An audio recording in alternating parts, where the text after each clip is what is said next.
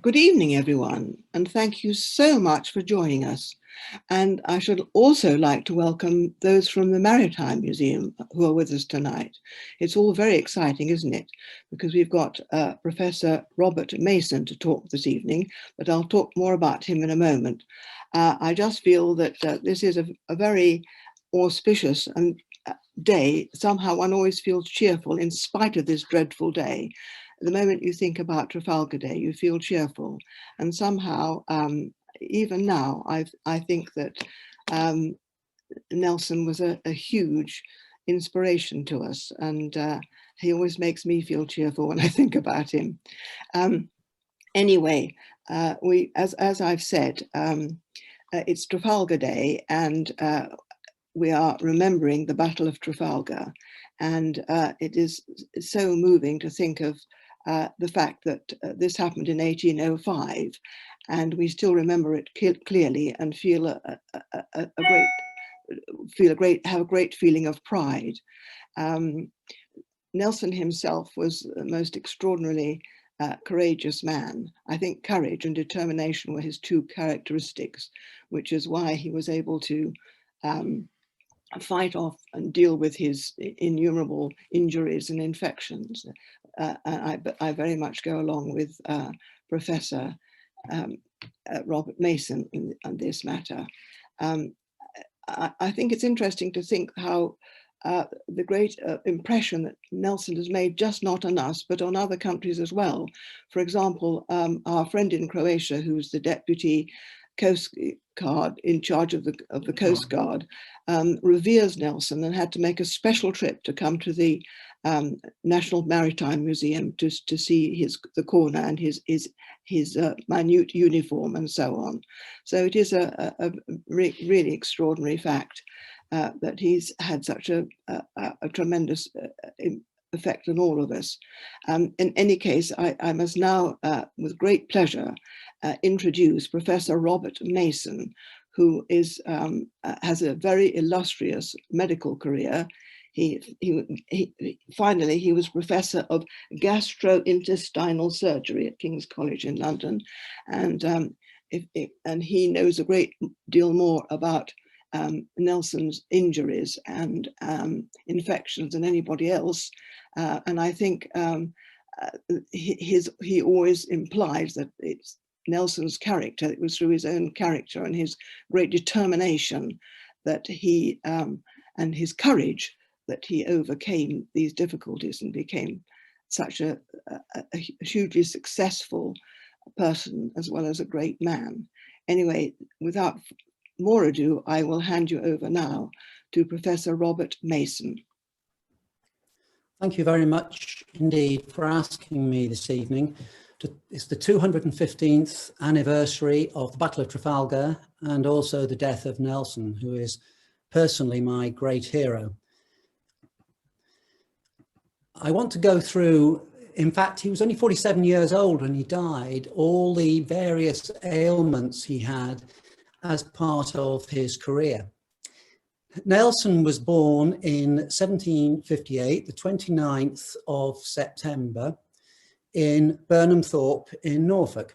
He was the 6th of 11 children. But he didn't want a family into the church because his father was a priest. He wanted to go to sea. And he was very fortunate in that his maternal uncle, Maurice Suckling, was a senior captain in the Royal Navy.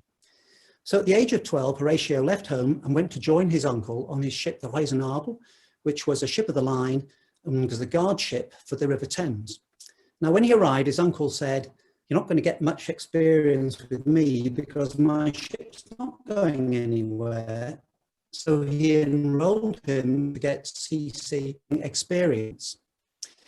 And he steers in the North Atlantic and Caribbean, but also towards the end of that period, he took part in an expedition to try a northeastern route to Asia over the top of Russia. It was during this first 2 years of his seagoing experience that his first ailment came to the fore, in that Horatio was horrendously seasick. And this was a problem that afflicted him for most of his life. In fact, on his final voyage before Trafalgar, he was sick for the first 2 to 3 days. When he returned in 1772, his uncle now made him a midshipman. And we can see on this picture the first really available picture of Horatio Nelson as a midshipman. But again, he needed experience. So he enrolled him in a small frigate, the Seahorse, sailing for the Far Eastern station off India. And this was a long voyage down the Atlantic, round the Cape of Good Hope and up to India.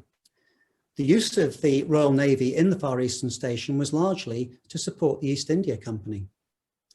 And in 1775, Horatio was on convoy duty between Chennai and Mumbai, Madras and Bombay as it was in those days. He came into contact with the second most dangerous animal on the planet. And this is the female Anopheles mosquito. Not the male. The male just likes plants. Wasn't interested in blood and humans, but as we can see here, this is the female who's just taken a blood meal. And he contracted malaria. Although it wasn't called malaria in those days, it was called the ague. And if you have been reading Hilary Mantel's recent books at the time of Thomas Cromwell, you'll realize the ague is mentioned, and malaria and the ague was not uncommon in southern Britain at this stage. Now, when we talk about infection, you've got to realize that there was no diagnostic tests at this time. There was no x-rays, no blood tests. So the diagnosis was one made on clinical grounds by the clinicians who were the physicians who were there at the time. Horatio was badly struck down by malaria, and he got fevers, delirium, sickness, vomiting to such a degree that they put him on the first Royal Naval ship back to the UK. Unfortunately, the first treatment for malaria, quinine, was not purified until 1820 from the bark of the cinchona tree, which is native to South and Central America. However, Jesuit missionaries in the 1600s had realized that the ground up bark of the cinchona tree was very good at treating fevers. During the long voyage home, he recovered from his attack of malaria, and in the spring of 1777, he passed for lieutenant, which was crucial for any promotion in the Navy. After he got his lieutenancy, he was allocated to a frigate, the Lowestoft, in 1777, which was sailing for the West Indies. This was a very active area at the time because we had the American War of Independence and fighting with the Spanish and the French for control of the sugar islands, because sugar was the #1 commodity in Europe and in that part of the world at that time. It was also an area rife with disease, so there was a bit of a turnover in officers through sickness. Horatio, however, was a very successful lieutenant, such that in 1778, at the age of 20, he was promoted post-captain. And this was very important for an ambitious officer, because the time you were appointed captain was when you could then start on the bottom of the ladder to make it up to admiral. He was given command of a small frigate, the Hinchingbrook, and this frigate was put on service on the Caribbean coast of Central America, not a very healthy area. In early 1780, Horatio came across another mosquito-borne infection, this time a virus, yellow fever. Now, yellow fever has an incubation period of about 6 days, and in the majority of cases, the attack will only last for 1 to maybe 3 weeks, with jaundice, fever, swinging temperature, and malaise. In about 10 to 15% of people, the more severe disease becomes manifest. But fortunately, Horatio didn't have this severe disease, and he recovered from his yellow fever sufficiently that in the summer of 1780, he was able to take part in combined operations with the army under General Dalling to try and secure a route across Central America between the Caribbean and the Pacific.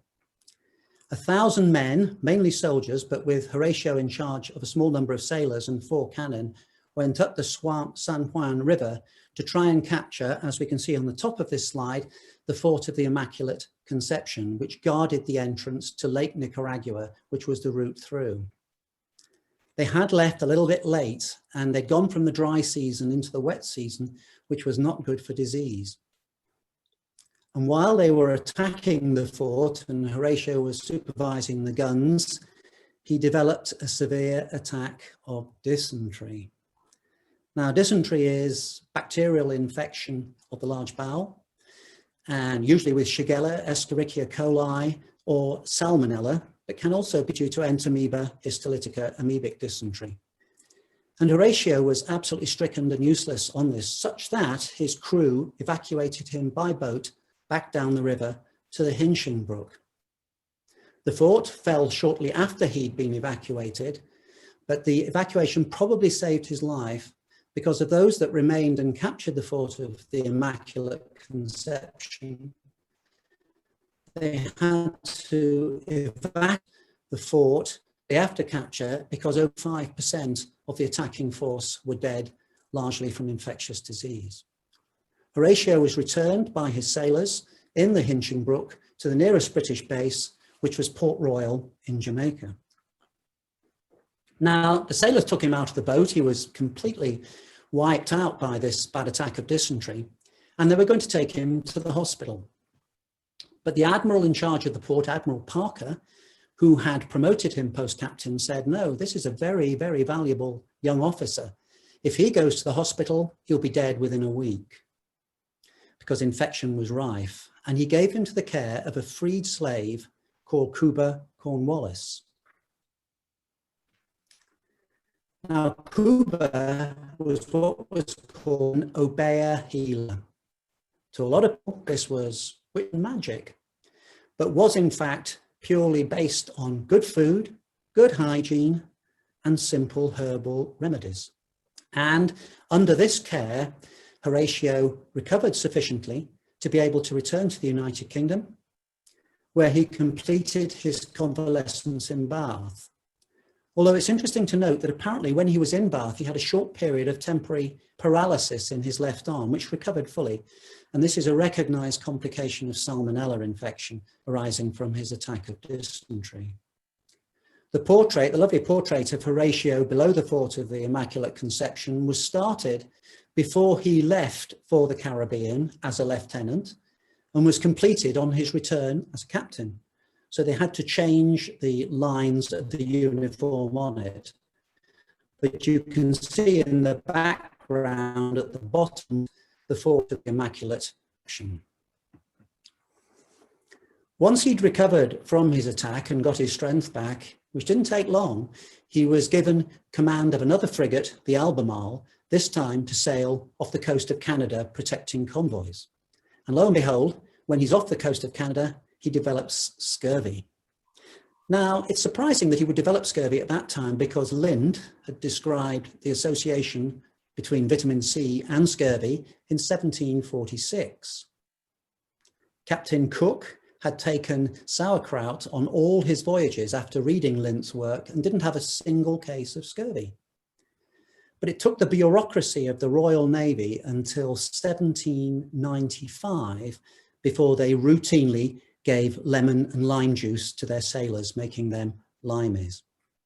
Nelson lost several teeth in his upper jaw as a result of the scurvy, but fortunately didn't get the more severe episodes of affecting the blood vessels on the brain. He moved from Canada down back to the Caribbean, based largely around Antigua, and on the bottom side is the picture of English Harbour, Antigua, which was the main British base in the Caribbean at this time, because it had the only harbour that was typhoon-proof, which was very valuable because it meant the British ships did not have to escape back to Europe in typhoon season. During his time in the 10 years in the Caribbean, he had several relapses, probably 3 or 4, of malaria, but he was developing at this time resistance to malaria, and the attacks became less severe and less frequent, which was not uncommon at that time. However, in 1784, he became quite severely unwell, and for a month, 6 weeks, was really unaware of what was happening to him. And the doctors there who saw him said, this is not a recurrence of malaria, it's not yellow fever, this is consumption or tuberculosis. Now, TB was one of the most common causes of death in the UK at this time, probably number 2, in fact. And the vast majority of the population would harbour Mycobacterium tuberculosis in their body, but not be infected. But in the 10% in whom the disease activated at this particular time, the mortality could be as high as 50%. The only treatment for this was rest, and Horatio had this and recovered from his attack of tuberculosis. In 1787, after 10 years in the Caribbean as a frigate captain, and frigates got prizes and prizes meant money, they were very popular, he decided it was time to marry. Now, there were not a lot of ladies in the Caribbean at that time. He did find a young lady, Fanny, whose picture is here on the bottom right, a niece of a wealthy planter from the island of Nevis. And he proposed to her and she accepted, and they were married in Antigua in 1787. At this time, the British had a peace treaty with the French, which again was not a very usual state of affairs at those times. And Nelson, who's now in the frigate Boreas, was ordered to return back to the United Kingdom. He set off in his frigate and in the crossing developed a very severe fever. We don't know the cause of that because there was no physician or doctor on board. But his condition was such that the crew put in on one side an entire barrel of rum to preserve his body if he died, which showed how much they thought of him, because for sailors to put rum on one side was quite something. His wife returned on a West Indiaman and had a totally uneventful voyage. When they got back to the UK, they set up home in Burnham Thorpe in Norfolk, and he was retired off on half pay. However, as we know, peace with France never lasts very long. And in 1793, we're back at war now with revolutionary France. And Horatio is called up straight away and given command now of a ship of the line. He never goes back to frigates, the Agamemnon, which is in service in the Mediterranean, blockading the French fleet in Toulon. The whole aim of the British Navy was to keep the French in port. It meant that the ships couldn't create mayhem if they got out, but it also meant that they couldn't practice their gunnery and they couldn't practice their seamanship. Anyway, the nearest to Toulon at that time was Gibraltar, and that was a long way away. So the British decided they needed to get a base closer to Toulon to support the fleet. And they settled on the island of Corsica. Corsica had only recently become French, having been a Genoese possession. And with the army again, they attacked to take over Corsica. And in 1794, in July, off Calvi, Horatio Nelson is supervising the guns attack the fort when a cannonball lands nearby, showering up stone and debris, hitting Nelson on the right side of his face, as we can see on the top right-hand picture. Over the next 3 to 4 days, he loses the sight in his eye, never regains it. There was no obvious evidence of a traumatic or a penetrating injury. He probably had a major hemorrhage or a retinal detachment. He doesn't, however, come back to Britain. He stays there in command of his ship in the Western Mediterranean.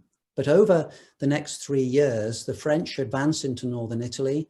Genoese change sides to be on the same side as the French, and the British eventually will evacuate Corsica and move back to their main Gibraltar. We now come to 1797, and in the early spring of 1797, the Spanish, who are now allies to the French, decide that their fleet should leave Cartagena in the Mediterranean, sail through the Straits of Gibraltar, and join the French Atlantic fleet in Brest to challenge the British.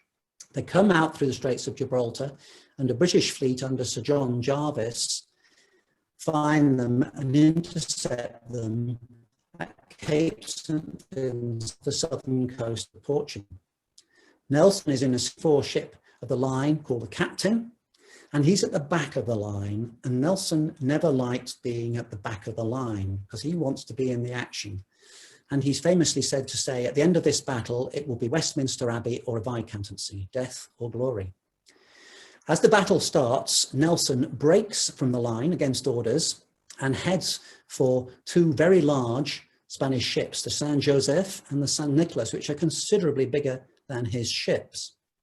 But again, these Spanish ships have not been to sea a lot and their gunnery isn't as good.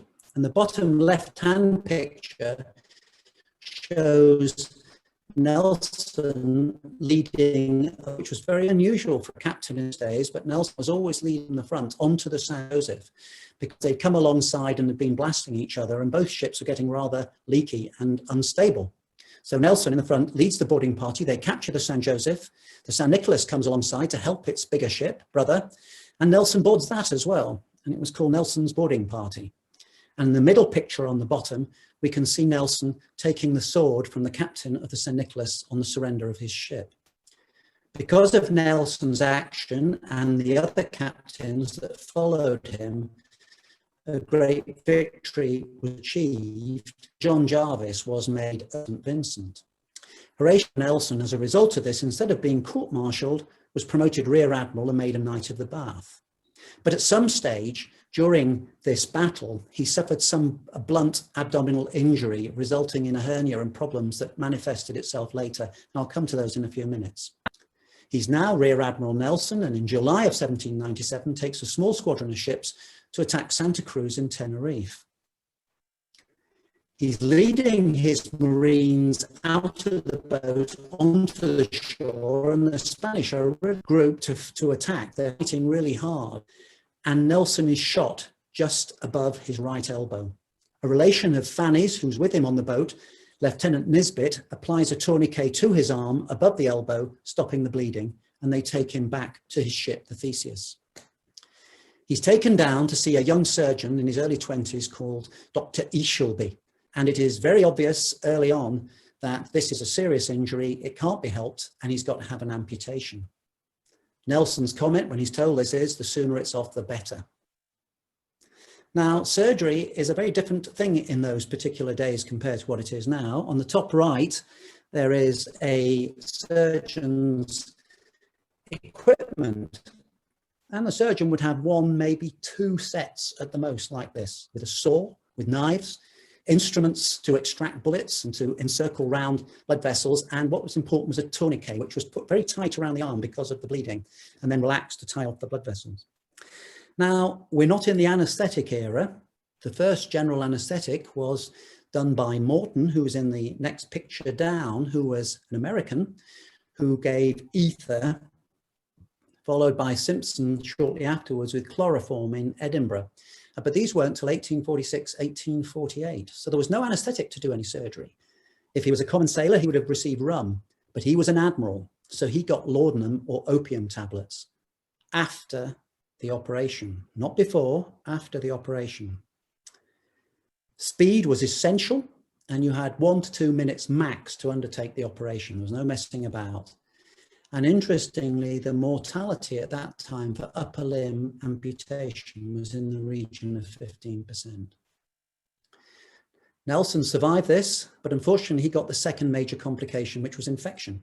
Obviously they didn't sterilize the instruments, they may have wiped them between patients.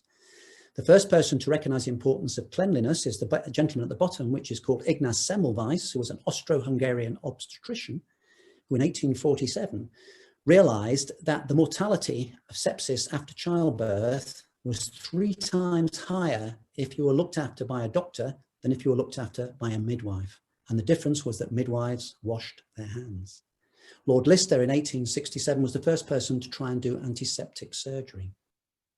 So Horatio gets infection. He survives the operation, but the wound does not heal. He returns to England, where he undergoes 4 further operations to try to get open the wound and find the source of infection. And then finally, in December of that year, a silk ligature that had been used to tie off the blood vessels discharged spontaneously from the wound, and his wound healed. But unfortunately, probably at the time of the original operation, the surgeon had tied off not only the blood vessel, but the nerve, the median nerve, which lies next to the brachial artery, and it left Nelson with phantom limb pain. Now, I think most of us would realize if we'd had all the illnesses he had, we'd lost our right eye, lost our right arm, and you've got plenty of cash and a nice house in Norfolk, that's probably where you'd go. But not Horatio. In 1798, 3 months later in March, he's back in action, second in command, Mediterranean Fleet. At this time, the French Revolutionary Army have a young general called Napoleon Bonaparte, who has escaped with a fleet from Toulon and has attacked Egypt. Nelson is chasing around the Mediterranean trying to find the French fleet, And eventually, on the evening of the 1st of August, 1798, he discovers the French fleet at anchor in Abu Kubir Bay, the Battle of the Nile. Now, they're all in anchor with guns facing outwards, and they think they're pretty safe. They think that Nelson will not attack because it's getting dark, and they'll be able to sneak away. But Nelson divides his ships into two and goes around both sides of the French fleet, which they thought was not possible, and they attack the French ships from both sides to fantastic effect. Now, Nelson is on his flagship, the Vanguard, on the quarterdeck, when a cannonball nearby showers up a great big splinter of oak that hits him above the right eye, giving him quite bad concussion. And a big flap of skin falls over his left eye, and Nelson now thinks he's gone blind. They take him down to see the doctor, and the doctor realizes that the skull is intact and puts a couple of stitches in to stitch it back up, a big bandage, and in true form sends him back on deck. There's no messing around here. And he gets back on deck just in time to see, in the second photograph down, there's Nelson at the top with his head bandaged, his right arm, blood on his right shoulder, goes down, and he's in order time to see the French flagship, the Laureate, explode. The powder magazine has gone up. And only 3 French ships escape from the Battle of the Nile. Nelson's principle is that you don't defeat the enemy, you destroy them. He's still suffering quite badly from post-concussion syndrome. As a result of this battle, he is made Baron Nelson of the Nile, which rather disappointed Horatio because he thought he'd get at least a viscountcy from this battle.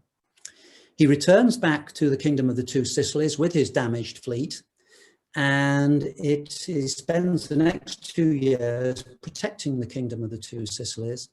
And in 1799, while on Palermo in Sicily, he is noted to be really quite depressed, bad headaches with severe post-concussional syndrome. And he had episodes of this for the remaining of his life.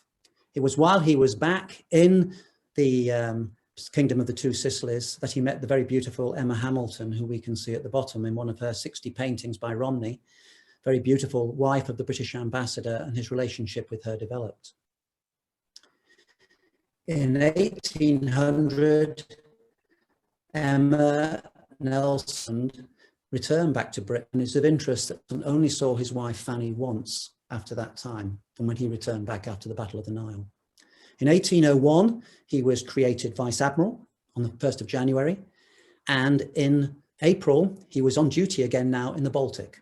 And this was because the French were in bad need of ships, and an obvious fleet for them to take over was the Danish fleet.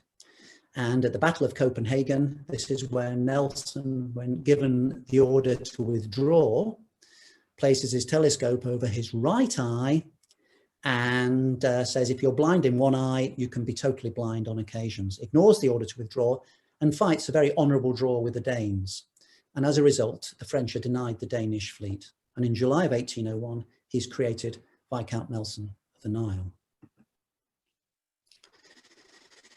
We're back again to a very short period of peace with the French again, 1800, the Peace of Amiens. And at this time, as you can see, the top right-hand corner, handwritten by Lord Nelson, a list of his injuries.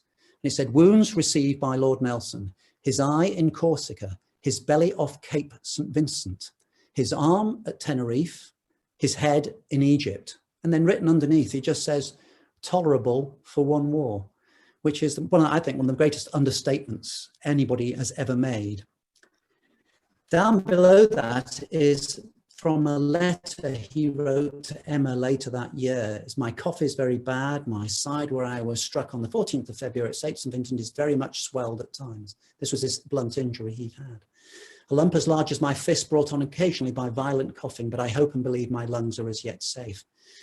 His health was never brilliant at this particular time, and I wonder whether what he was suffering from with his cough and everything else with his chest, which had produced this hernia, was in fact related to the possible tuberculosis. In 1803, he is made Commander-in-Chief Mediterranean Fleet, which is the major seagoing command. And he spends, again, the next 2 years largely on blockade duties on the French. But we know that in 1805, Napoleon wants to invade Britain.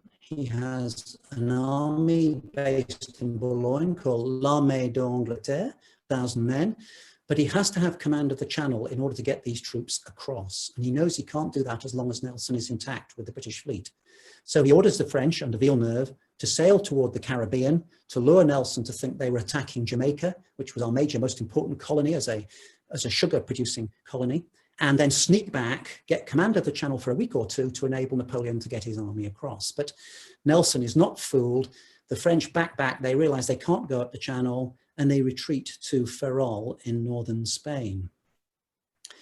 Nelson goes back on leave at the end of August, but on the 3rd of September 1805, he received a message that the French fleet had broken out of Ferrol and have joined the Spanish fleet in Cadiz.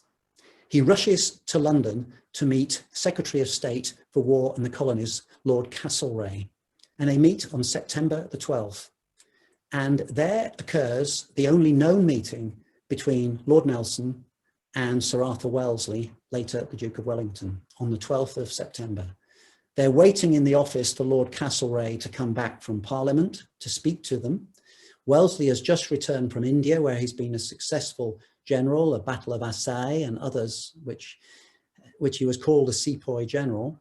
He knows who Nelson is, but Nelson was unaware of who Wellesley was. And Wellesley was not impressed by his first view of Nelson. Nelson went out of the room to find out who this young man was. So it was, came in and then very strongly with him, and they had a 45-minute to an hour conversation, which Wellington remembers very affectionately. Nelson gets his orders from Castlereagh, heads back to Portsmouth, where he's greeted by the crowds, back onto the Victory, and takes command of the British fleet off Cadiz. The French and the Spanish are unaware that Nelson is there because he's got his ships over the horizon. And they're ordered by Napoleon, who has abandoned any thoughts of Britain, to go into the Mediterranean, where they may in fact do some good. And we come now to the famous Battle of Trafalgar, 215 years ago from today, the 21st of October. And below is a plan for the battle. The French and the Spanish ships are in line, and Nelson does what's called crossing the T, where he splits his ships in two and they sail straight for the French and the Spanish. It does mean that they can fire broadsides at him before they can fire at them, but they can go across the stern of the ships, raking them up through the stern, which is the weakest point. But it does Victory, which is in charge, which is the first ship in the line, and the Royal do get quite a pasting. At 1:15, Nelson is in his undressed uniform, which is in the top picture, on the quarterdeck of the Victory, and they've come alongside the French flagship, the La Redoutable, and the French have snipers in the rigging. And the sniper sees the Admiral walking on the deck, 10 meters away, aims, shoots. And on his coat, you can see just below the epaulette on the left side, a small white bit. That is the bullet hole where the bullet entered into Nelson's chest. Nelson collapses to the ground and says, "Hardy, they've got me at last. My back is shot through." He is taken down into the cockpit where the doctor was, Dr. Beatty, in the bottom of the Victory. And below is the famous painting at the National Maritime Museum of the death of Nelson. A lot of artistic license here, not only in the people who are looking at Nelson, but height there. If any of you have been on Victory, you'll realize it's only about 3 feet tall. He's taken down there. Bullet, as it's later shown, traverses the shoulder, goes through the upper part of his left lung, through his spine, about 2/3 of the way down the back, and lodges in the muscle under his right shoulder blade. He's paralyzed from the chest downwards, no sensation, doesn't seem to be in a lot of pain, but complains of thirst, which is not uncommon if people have blood loss. But it's amazing that he lives for another 3¼ hours. And Captain Hardy comes down twice during this time to tell him that things are going well. And at the end of the day, the British capture or sink 22 Franco-Spanish ships. His last words when told of the great victory are, "Thank God, I have done my duty." What I've just got here is a list of all the injuries. This is a 47-year-old man. If he'd had part of these, he would have been retired off on sick leave. But if we go at the beginning, it's all illnesses: malaria in India, yellow fever Nicaragua, dysentery Nicaragua, scurvy in the North Atlantic. consumption or tuberculosis in the Caribbean, recurrent malaria in the Caribbean, and this fever we don't know the cause of on the North Atlantic coming back. We then have his loss of his right eye in Corsica, his abdominal injury at Cape St. Vincent, his right arm loss at Tenerife, his head injury on the Nile, his post-concussion syndrome, which did affect him throughout the rest of his life in Sicily, his development of a hernia, which caused him a lot of pain on coughing, and then finally his fatal gunshot wound. When he died, they put his body in a barrel of brandy and strapped it to what was left of the mainmast of the Victory. The Victory was towed back to Gibraltar, which took about 7 to 8 days. When they opened the barrel back in Gibraltar, the level of brandy had fallen quite considerably. And they were a bit concerned as to what happened. Had it been absorbed by the body? Or, as there was a tap at the bottom, had the sailors and the Marines been tapping it off and drinking it? And there is a habit called tapping the Admiral. And you can, in fact, get a form of brandy called Nelson's blood.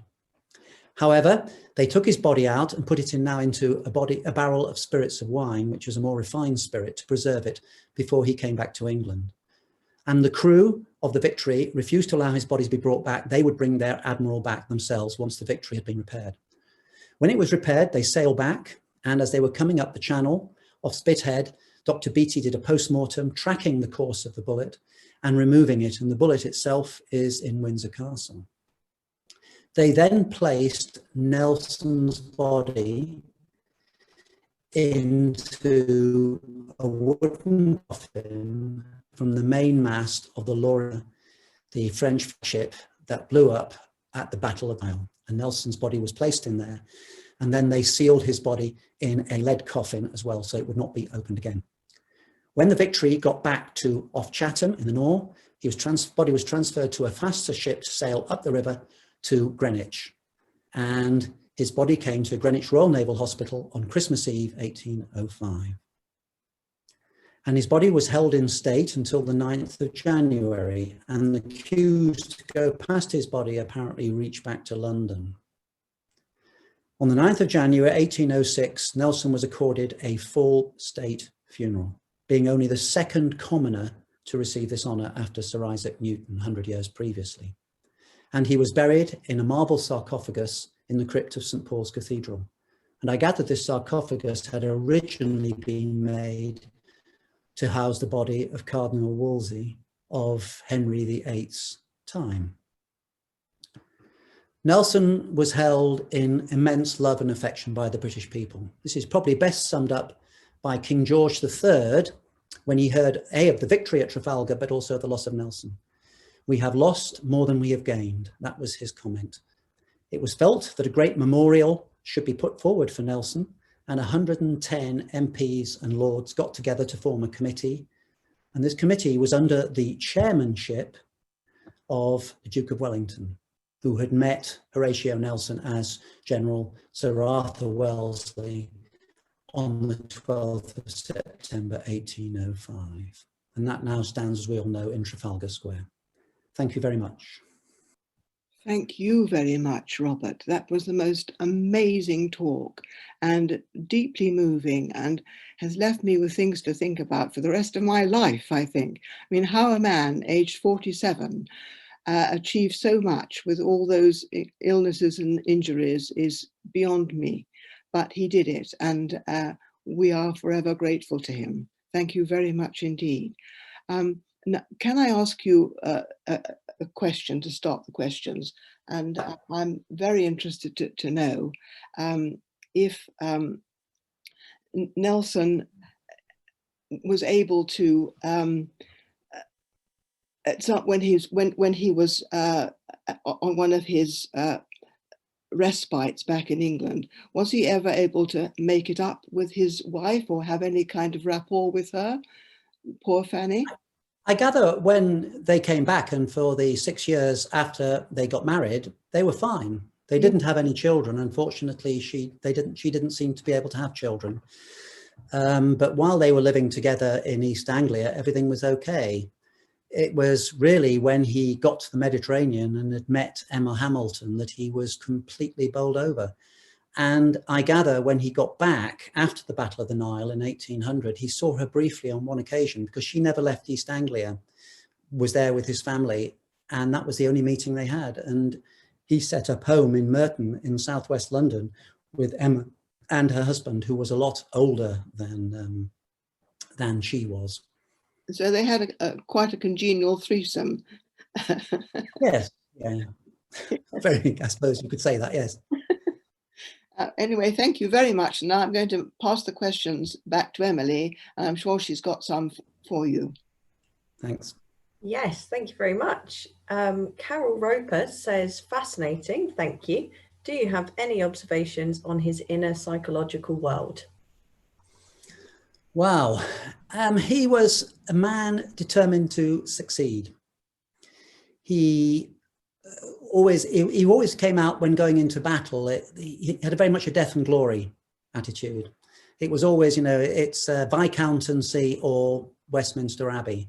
So he always, here's one of his things when he saw the enemy, is that no captain can be criticized who puts his ship alongside the enemy. So I think we have a very driven, a very courageous and determined man.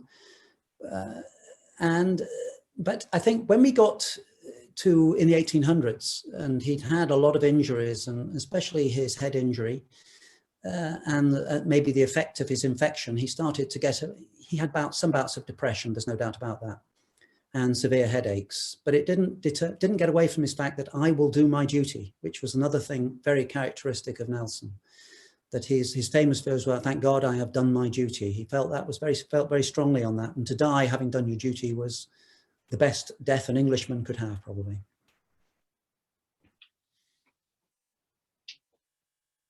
Any more questions from other sources, Emily? Yeah, thank you. We have one here from Andrew. He says, do you know who he looked up to? Ooh,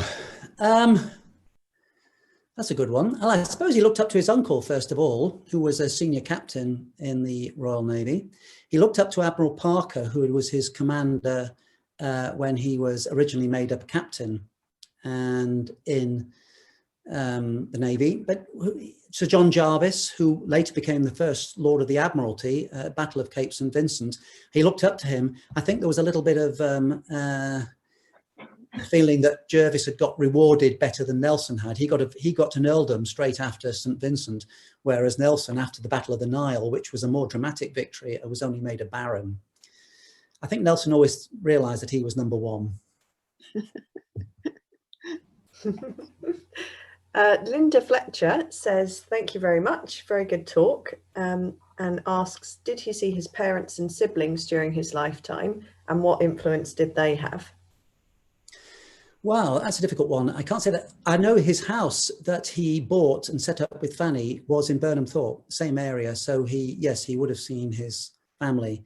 When Nelson died, his title went to his brother, his elder brother, who then subsequently was made Earl Nelson, which is a bit surprising because that was the title Nelson would have liked for himself.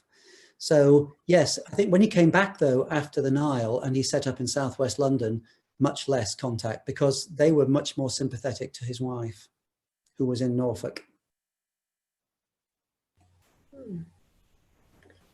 But in fact, his child, Horatio, his only surviving child with Emma, she had one set of twins and a single girl, all girls. One of the twins that survived, Horatio, was looked after because Emma Hamilton died in poverty in Calais, and I think it was 1809, and was not well looked after. Horatio was looked after by Nelson's family. How come she died in poverty? She had, well, Nelson had a lot of debt. The house in Merton was bought on debt, and he felt that after Trafalgar, he would have got a great victory and he would have had loads of cash and they could be able to live. When Nelson died, he bequeathed Emma to the nation to look after. And Emma was a great hostess, and she was abused by people who took advantage of her. And she spent times in debtor's prison and escaped eventually to Calais, where she died in poverty in, I think it was 1809. That's a terrible, heartbreaking story, isn't it? Yeah. Yes. But a stunning looking lady. Wow. When you see the pictures of Romney, it's that she was absolutely beautiful. Yes, really beautiful. I'm glad that he had that wonderful relationship anyway. So he had some glorious moments of happiness as well. Yeah. But he was an extraordinary man, wasn't he? Any more questions, Emily? Yes, I've got a couple more questions. Yeah. So Tony asks, looking at Nelson from a medical point of view, do you have any comment on his remarkable survival? I don't know how he survived that long. I think the most important thing in those eras was getting through childhood. A lot of children just didn't get through childhood in infectious diseases, so one assumes he was exposed to them and got an element of resistance. Certainly the diet at sea was not brilliant, had a lot of protein in it, a lot of ship's biscuits and things, but they didn't get a lot of fresh fruit and vegetables. I think they were incredibly tough. And I think what is apparent is that more you read about Nelson and his attitude is that he was really quite frail when he died. There's no doubt that these bouts of illness and his injuries were taking a toll on him. And I think he was quite an old 47 probably when he died. But what's interesting is the passage of the bullet. It's that Dr. Beattie said that the bullet had gone through his lung and taken out a major branch of the pulmonary artery, which is the main artery from the heart into the lung. If he'd have had that, he'd have been dead before he hit the ground. So I don't think that was quite the case. There was blood in the chest, but Beattie was surprised how little blood there was when he considered what the injury was. It may be that with the TB, his lung was a bit stuck up, so it couldn't collapse down to quite the same degree. But it was amazing that given that extent of his injury, given that he was paralyzed from the waist down, and his cause of death was probably a combination of his lung injury, some blood loss, but also what's called spinal shock, which is the effect of all the blood vessels in the lower body dilating up and putting an immense strain on the heart, a heart that had had a lot of illness on it in the past. But to have lived 3¼ hours, but that was not uncommon at that time. Sir John Moore at La Coruña had a major shoulder injury and he lived for several hours afterwards before he finally succumbed. They were an amazing group of people. And it's interesting, you know, they led from the front. The Admiral was on the quarterdeck with his proper uniform on. They didn't run, they just walked slowly, the senior officers, because the sailors knew that they were taking the same risks as them and therefore that they would fight for them to the top. So it showed immense courage and fortitude to walk around slowly on a deck when there's bullets and splinters, because the splinters caused almost more deaths than the actual cannonballs and other things. When all this was flying around, to just walk around the deck is just quite amazing. It shows a phenomenal degree of courage. It's very haunting to realize that he became a midshipman at the age of 12. In fact, he was on board ship from the age of 12. It's an incredible thought, isn't it? But what it was so good was that his uncle said, you know, if you stay on my ship as a midshipman, you're not going to learn anything because we're not going anywhere. Yeah. You need to get out there and learn sailing skills. And that's why he then sent him to the Far East, so that when Horatio came back and he could do his lieutenant's exams, he had a lot of seagoing experience. He was a proper officer. But the thing about naval officers, it was... Sorry, that question is actually related. Can I just interrupt? Yeah. So Susan's asked what sort of life would Nelson have when he first joined the Navy at 12? So maybe that you're about to answer that. He would have been down in the midshipmen, down in the near the sailors. And if you've seen a film called Master and Commander, Far Side of the World, it's got very accurate Asp was like as a junior midshipman. And they were taken on usually by, you know, more senior captains who would be looking to educate them in how to navigate. And they would take, you know, partial command roles on the ship. It was a junior officer rank, but very hard. And they were with very tough sailors. I think we don't underestimate just how tough the seamen were in those days that man the rigging, man the guns and everything else. But they all had to work together and respect each other, and they worked as teams. And one of the great advantages the British had by being at sea and blockading was that our seamanship was very good because we were out at sea in all weathers, and to tack lines of ships of the line in all weathers, it's phenomenal skill. But our gunners could fire 3 broadsides for every one that the French and the Spanish could do. And putting broadsides into the enemy when you're only 6 feet apart is the thing that often determines victory. Perhaps our guns were better as well. I don't know. Well, they're only 6 feet apart. You know, Yeah. it doesn't have to be a very good gun. Yes. 32 pounders firing straight across. They weren't firing from a distance. They were firing from very close. 6 feet is amazing. 6, 8 feet, yeah. Yes. So Susan asks, did he ever communicate in any way with another Lion of the Sea, Napoleon? No, Napoleon was a land man, really. They never. Napoleon was a great respecter of Nelson. He really thought very high, you know, because I think he realized that Nelson had kind of lost him the war against Britain because he couldn't invade as long as Nelson and the British fleet were there. And Britain had command of the sea for 100 years until really the First World War. After that time, complete control, bigger fleet than the next 2 or 3 put together. So no, they never met. Napoleon, when Nelson had destroyed the French fleet in the Battle of the Nile, Napoleon carried on and won quite a few victories in Egypt, went up into Palestine, where he was defeated at Acre by Sir Sidney Smith, but then had to, because they had no ability to supply him, because the British had command of the Mediterranean, he sneaked back in a small frigate back to France, abandoning really most of the French army back in Egypt. But the aim of Egypt was to block Britain off from India in some ways, because that was the most direct route to India, through the Mediterranean, over the Sinai Peninsula, and then down the Red Sea to India. Thank you. Carol asks, you mentioned the East India Company and sugar. Was Nelson just doing his job, or did he actively support slavery? There is no evidence, I thought something like this might come up. There's no evidence that Nelson was what his view to slavery was, because it didn't involve Nelson. I think what we must remember at the time, he spent 10 years in the Caribbean. And at that time, the most important colony for Britain was Jamaica, because sugar was the world's #1 commodity. And Nelson would have known plantation owners, because when he went into Port Royal or into English Harbour on Antigua, I'm sure he would have met and entertained and been entertained by people there. There has been a recent letter being sent out to say that he supported which I think there's some doubt about it, a plantation owner in Jamaica. And there was some question about him, his attitude to Wilberforce, but I really don't know what Nelson, I don't think it was a thing that actually probably came into his mind in a way. He was a naval officer, sailing ships in the Royal Navy, protecting our colonies, which is what he was expected to do. But I don't think, he's never owned slaves, profited from slaves, taken part in slavery in any way. And I think it's notable that he had a great relationship with his crew. His crew, he had a great feeling for his fellow human beings, in other words.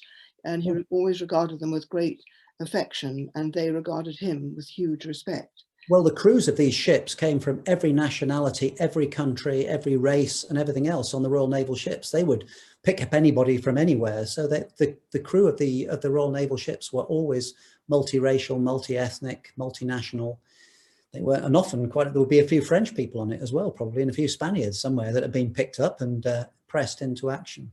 I think it's a very difficult question, and I think it's something that is very topical at the moment, and it's a question of you know, of course, one abhors slavery, and I'm sure if it had been confronted with Nelson in that way, I would have thought he would have abhorred it as well.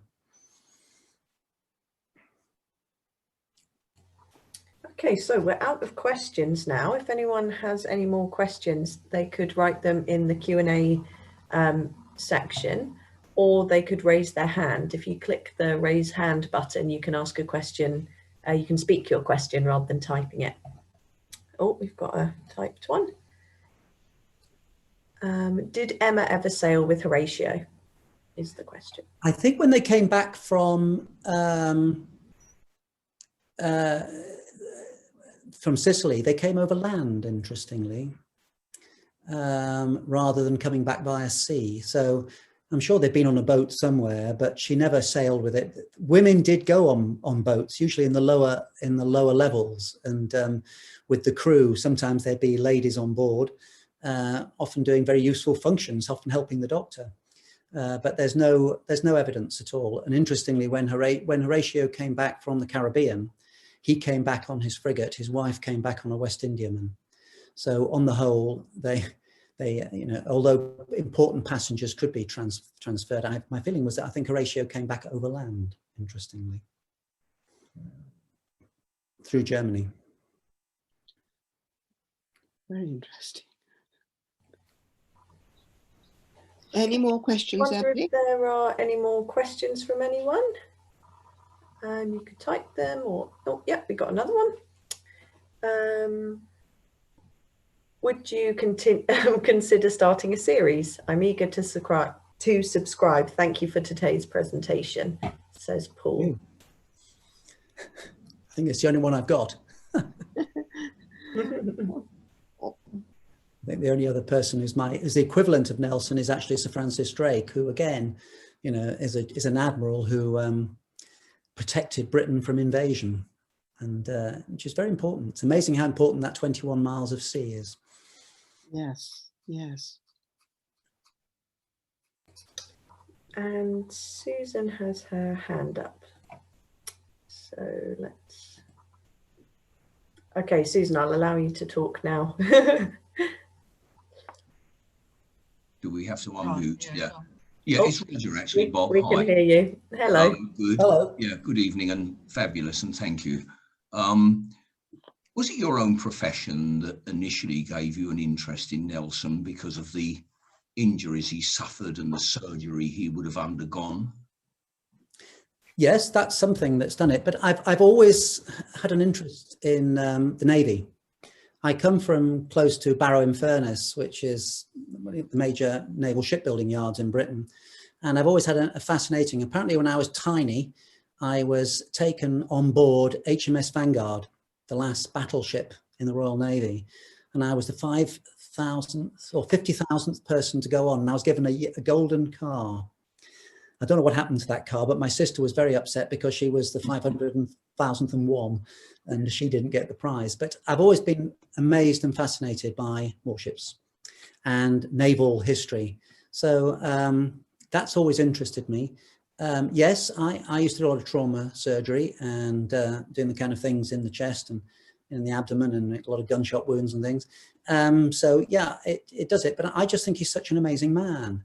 I think so when I went to the Maritime Museum after I retired, I started loving the gallery where Nelson's Navy Nation, and that rather instilled my enthusiasm. And two of the younger people there said, you should do a talk on it. So I thought about it and looked it up, because I've read several books on his life and put one together, and this has kind of emerged from that.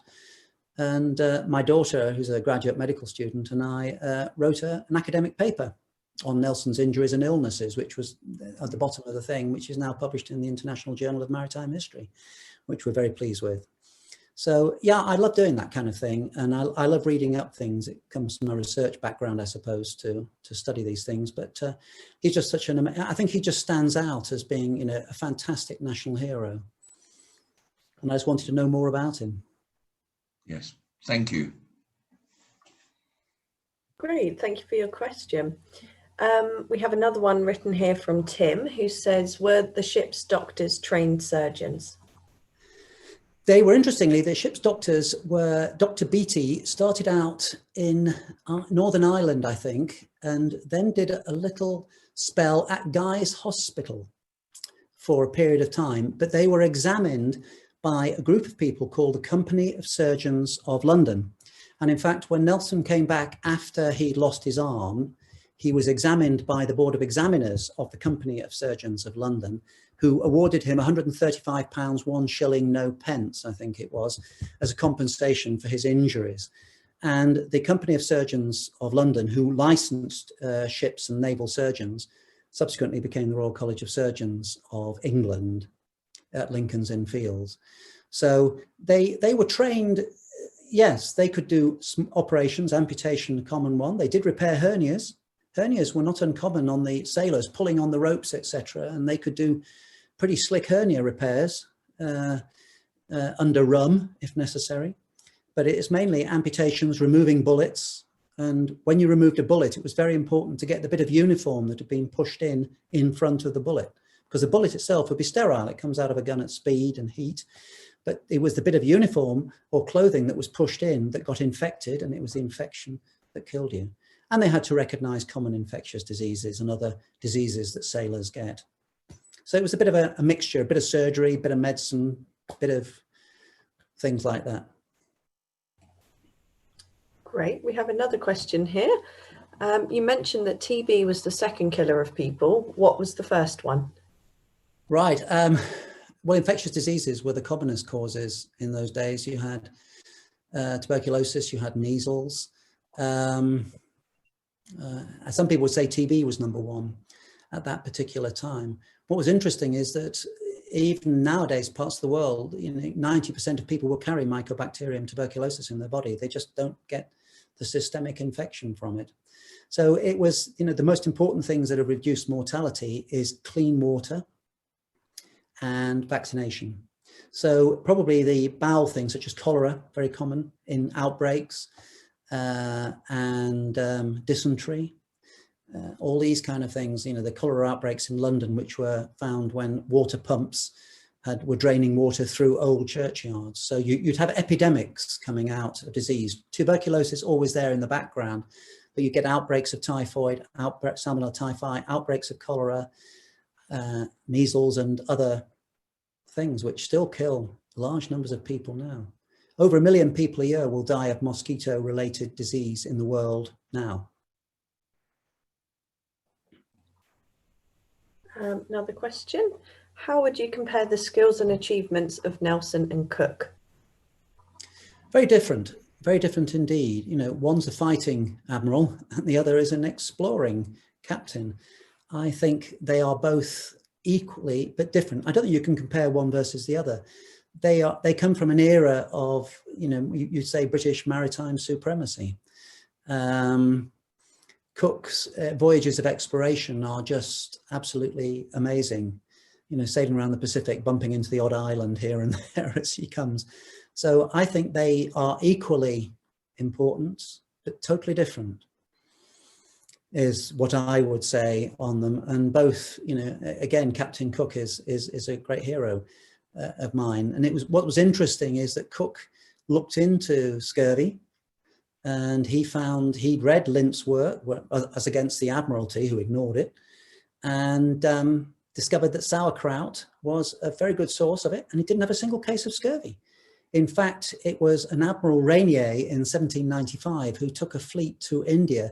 Half of them got vitamin C and half didn't, and the difference was just so marked that in 1795, the Navy had to finally accept that they had to take scurvy seriously. Great, so I'm going to allow Richard to talk now. He's got a question, so yeah. Hi, Richard. Hi, Richard. Oh, Roo? to unmute yourself. That's unusual for Roo. Oh, I'm just asking him to unmute, so maybe he'll select the button. There we go. Okay. There we go. Hello. It's Hi, actually Meg here. Hi, Meg. Oh, hi, Meg. Hi, well done, Bob. Well done, Bob. Brilliant presentation. My question, going back to the subject of infection, was it pure accident that the bark of chinona was found to alleviate fever? How do you know how that was discovered? I think it probably came from the Jesuit missionaries who saw what the local Incas were doing. Good old Incas. Yeah, so the Incas realized that if you ground up this bark, you could treat fevers with it. And I think that it was known that bark of the cinchona tree had come into England. There's some rumor that maybe Charles I was given it on one occasion. But they did realize that this was the Incas had used it for treatment of fevers. But it took till 1820 before quinine was purified. Great, thank you. Thank you very much. Great, thank you. And we've got another question.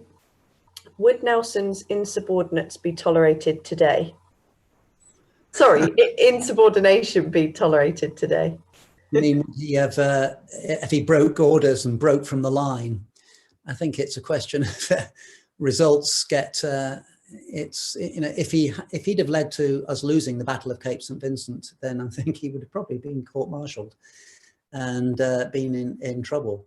But I don't know. I think at times of warfare, I think it's often won by people that do the abnormal and the unusual, and as long as the result is there, then who cares?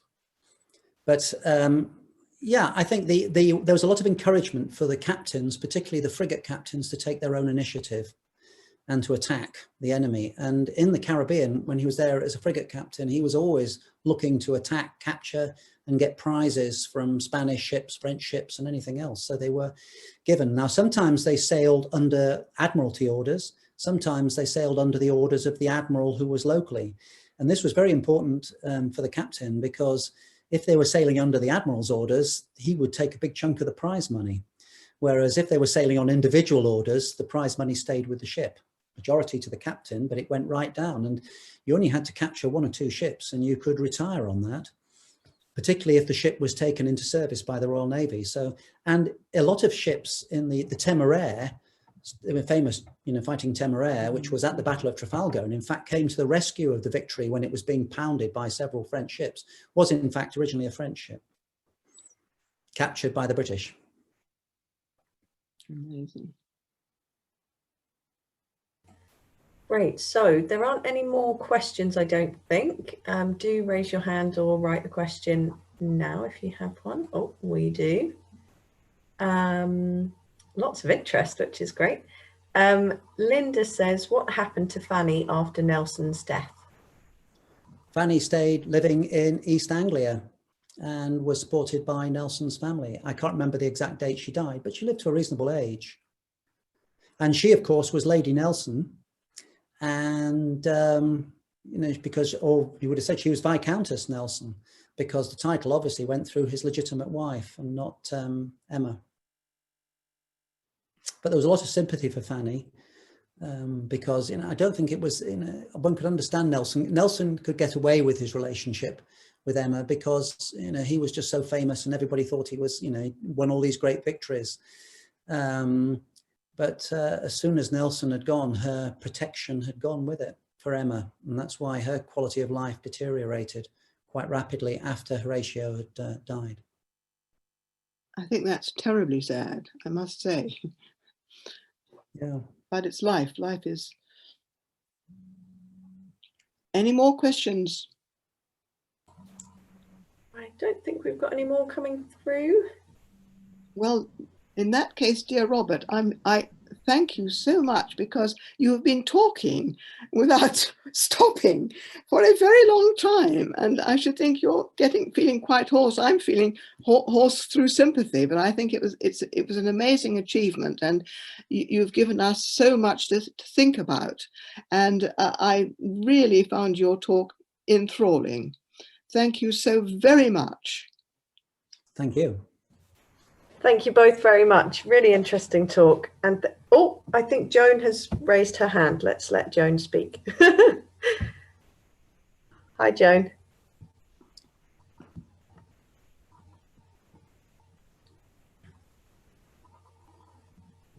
I've unmuted myself.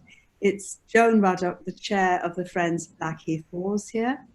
And I just wanted to conclude the evening by saying thank you to Jill, who is always our inspiration for our literary evenings, makes all the arrangements and introduces and thanks, which is fantastic. And to Emily, who's the technocrat who makes these things possible. But of course, most of all to Robert, really tremendously interesting and inspiring. And, you know, quite amazing, I think, that somebody who has had such a distinguished medical career should also have this deep interest in history and be able to bring the two together. Quite an achievement, I would say, and we've all of us enjoyed immensely. Those of you who are friends, thank you for continuing to support us. Those of you who are not, I hope you'll consider becoming a friend. Thank you all. Thank you. Thank you, everyone. Thank you, dear Joan. Okay, thank you, Robert, and thanks everyone for joining us. Goodbye. Goodbye. Bye-bye.